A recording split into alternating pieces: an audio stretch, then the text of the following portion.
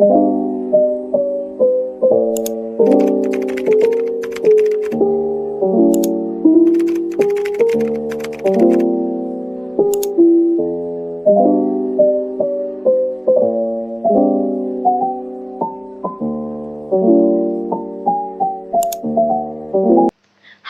Assalamualaikum warahmatullahi wabarakatuh. Halo teman-teman semua, perkenalkan nama saya Hidayatus Syifa dengan NIM 201012322200011 dari kelas A, Program Studi Bimbingan dan Konseling FKIP WLM Angkatan 2020.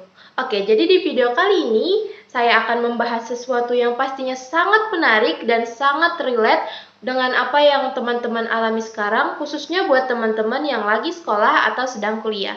Oke, jadi pantengin terus video ini sampai selesai, langsung saja kita ke pembahasannya.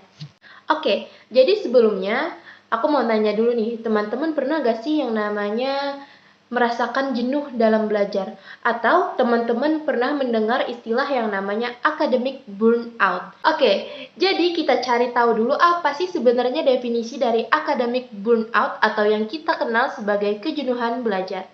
Oke, menurut para ahli, kejenuhan belajar merupakan kondisi emosional yang dialami peserta didik ketika merasa lelah dan jenuh secara mental maupun fisik sebagai akibat tuntutan pekerjaan atau beban belajar yang meningkat.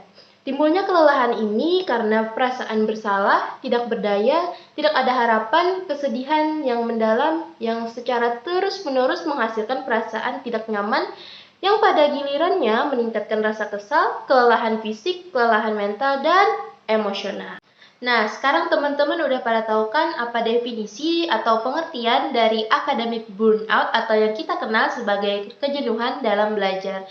Apalagi di masa pandemi sekarang ini tentunya juga teman-teman pastinya merasakan yang namanya rasa jenuh dalam belajar.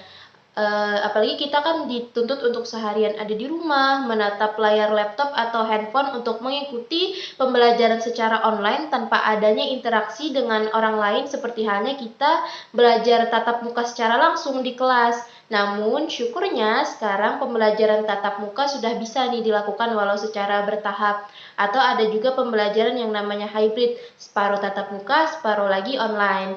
Nah, walaupun dengan waktu dan jumlah orang yang terbatas pastinya karena kita juga harus menaati protokol kesehatan. Nah, setelah tahu apa definisi dan pengertian tadi, kita sama-sama cari tahu yuk apa sih faktor penyebab yang bisa menyebabkan adanya rasa kejenuhan dalam belajar. Oke, jadi ini beberapa faktor penyebabnya. Yang pertama, aktivitas siswa yang terlalu padat. Misal nih, dulu kan kita sekolah full day, dari pagi sampai sore. Terus misal ada yang pulang sekolah langsung les, atau kegiatan ekskul, atau kegiatan yang lainnya. Terus malamnya dituntut lagi harus ngerjain tugas. Atau buat kakak-kakak mahasiswa nih sama seperti kita, belum lagi ada tugas praktik, ada tugas organisasi, ada kepanitiaan, UKM, dan segala macamnya. Lalu pada saat pandemi sekarang ini, belajar di rumah merupakan sebuah konsep belajar yang dapat membentuk kemandirian peserta didik. Siswa mengelola sendiri waktunya dan bebas menentukan kapan harus belajar sesuai batasan-batasan yang diizinkan guru. Namun, permasalahannya sebagian siswa tidak memiliki manajemen waktu yang baik sehingga belajar yang tidak terjadwal memungkinkan bertambahnya beban tugas yang harus diselesaikan. Selain itu, bagi siswa yang berdomisili di daerah yang sering terkendala sinyal, itu juga dapat membuat tugas-tugas belajarnya menumpuk. Pada akhirnya, beban akademis yang berlebihan berpeluang memicu rasa stres dan kejenuhan dalam belajar. Lalu nih, yang kedua, tugas yang terlalu banyak berhubungan nih sama nomor satu tadi. Tugas yang terlalu banyak, wah ini pasti sih, apalagi yang saya dengar dari curhatan-curhatan adik-adik yang masih SMA, semenjak belajar online beberapa guru malah memberikan tugas yang semakin banyak nih daripada sebelumnya pas pembelajaran masih tatap muka. Mungkin tujuannya kita ambil positifnya nih, bisa membuat siswa jadi sibuk terus akhirnya jadi di rumah aja, nggak keluar-keluar karena kan lagi pandemi gini. Tapi ada juga loh sisi negatifnya, ya tadi bisa jadi academic burnout, jadi stres. Nah, karena banyak tugas ini teman-teman juga bisa menyebabkan kurangnya waktu istirahat karena begadang ngerjain tugas dan segala macamnya, akhirnya sulit fokus gitu pas belajar. Nah, lalu faktor penyebab selanjutnya yang ketiga adalah persaingan dan tingkat kepercayaan diri. Pasti deh, kadang kita pernah kan ngerasa insecure, ngerasa gak pede gitu sama temen yang lebih pinter atau lebih banyak prestasinya, kayak ngerasa kenapa sih dia bisa, kenapa kok aku enggak gitu. Nah, itu tuh berpengaruh gitu, terus akhirnya jadi gak pede, terus akhirnya jadi kepikiran, terus akhirnya stres. Nah, terus teman-teman juga pernah nih merasa persaingan yang tinggi, khususnya buat teman-teman yang lagi ada di kelas 12. Pasti relate banget nih, apalagi pas SNMPTN atau SBMPTN ujian mandiri, itu pasti kerasa banget stresnya. Karena kan saingan kita satu Indonesia gitu, belum lagi mikirin UTBK, pasti ada tryout, les, dan lainnya. Terus faktor penyebab selanjutnya yang keempat, metode belajar yang tidak bervariasi. Bosen kan kalau metode belajar cuman ceramah, mencatat, merangkum, kayak gak seru gitu. Dan kalau menurut saya nih materinya pun jadi susah gitu untuk dipahami kalau metodenya cuman kayak gitu. Jadi ini juga menjadi tantangan buat para guru bagaimana caranya menciptakan pembelajaran yang menyenangkan sehingga bisa meminimalisir terjadinya academic burnout bagi para siswa. Nah, lalu faktor penyebab selanjutnya ada kurangnya dukungan sosial. Dukungan sosial ini berkaitan dengan lingkungan belajar maupun hubungan guru, siswa, dan orang tua. Selama sekolah daring, nggak semua anak itu berada dalam posisi aman dengan lingkungan yang mendukung proses belajarnya. Bisa aja anak itu berada dalam kondisi keluarga yang penuh konflik, suasana rumah yang berantakan, terus itu tuh sangat berefek gitu sama psikologis anak, di mana mereka jadi sulit berkonsentrasi sehingga berpotensi mengalami yang namanya kejenuhan saat belajar. Di sisi lain, nggak adanya interaksi langsung dengan guru dan teman saat pembelajaran daring juga menjadi pemicu munculnya kejenuhan siswa. Nah, lalu faktor selanjutnya adanya tekanan. Terkadang ada orang tua yang selalu memaksakan kehendak kepada anaknya seperti kamu harus masuk 3 besar ya, kamu harus ikut ekskul ini, itu, kamu harus les di sini, kamu harus masuk jurusan ini, kamu harus kuliah di sini. Itu tuh akan membuat anak terkekang, dia jadi gak bebas mengekspresikan diri sesuai minat dan bakat yang memang ada di dalam dirinya. Akhirnya karena merasa tidak bisa melawan, merasa terkekang, anak ini tuh menjadi stres. Nah, itu tadi teman-teman beberapa faktor-faktor penyebab academic burnout atau stres akademik atau kejenuhan dalam belajar. Sekarang kita lanjut ke solusi gimana sih buat menangani academic burnout ini.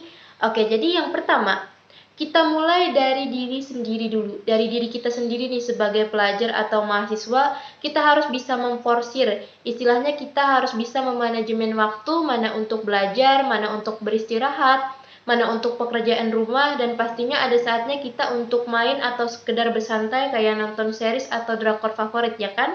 Atau kalian kalau sibuk banget paling nggak Sabtu atau Minggu deh buat refreshing, buat balikin energi yang udah kepake seharian. Intinya jangan lupa untuk take a break, istirahat. Kalau kamu ngerasa udah capek dan pengen berhenti sebentar, gak apa-apa kok.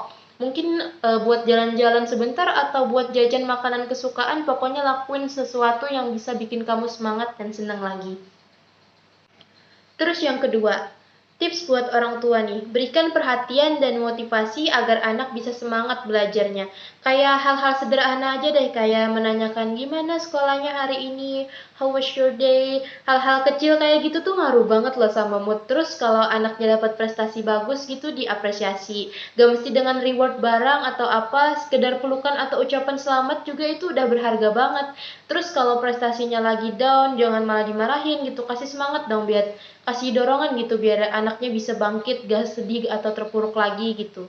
Terus yang ketiga, nah lalu ini ada tantangan banget nih pastinya untuk para guru ya kan, khususnya untuk guru mata pelajaran, gimana caranya menciptakan pembelajaran yang gak membosankan dan dapat dimengerti siswa. Di zaman sekarang ini kan apalagi teknologi semakin berkembang, semakin banyak media pembelajaran yang bisa kita manfaatkan. Contoh, kita bisa memasukkan unsur bermain dalam belajar. Sekarang kan Ada tuh platform quizzes, ruang guru, dan lain-lain yang tampilannya unik gitu, gak ngebosenin buat dipandang. Lalu yang gak kalah penting pastinya adalah peran guru BK. Peran guru BK di sini adalah memberikan layanan bimbingan konseling di sekolah untuk membantu siswa dapat menyelesaikan permasalahan-permasalahan yang dihadapinya. Yang pertama harus dilakukan guru BK pastinya adalah asesmen. Asesmen yang paling sering kita temui di sekolah pastinya ada angket, ya kan? Nah, asesmen ini bertujuan untuk menilai atau mengenali siswa secara mendalam dari berbagai aspek.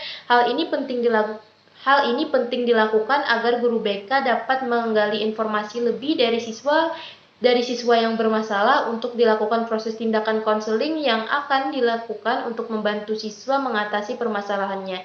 Jadi teman-teman gak cuma bisa melalui angket, asesmen ini juga bisa melalui observasi atau wawancara dengan siswa yang mengalami kejenuhan belajar. Kira-kira penyebabnya apa tuh dicari tahu dulu. Nah, setelah itu baru bisa ditentukan teknik bimbingan konseling apa yang sesuai untuk menyelesaikan masalah yang sedang dialami siswa. Misalnya dengan bimbingan individual, bimbingan kelompok, dan lain sebagainya. Oke, gak kerasa udah 11 menit aja nih kita ngobrol mengenai academic burnout. Oke, jadi teman-teman, itu tadi pembahasan faktor-faktor penyebab dan solusi mengenai academic burnout. Semoga bermanfaat buat kita semua. Ingat, jaga kesehatan selalu, jangan lupa untuk istirahat. Kita manusia yang namanya merasa jenuh itu wajar, makanya kita perlu yang namanya istirahat, refreshing, dan santai sejenak. Oke, sekian dari saya. Saya memohon maaf apabila ada salah-salah kata dan perbuatan dalam pembuatan video ini. Saya akhiri, wabillahi taufik wa hidayah. Wassalamualaikum warahmatullahi wabarakatuh. See you on the next video. Bye-bye.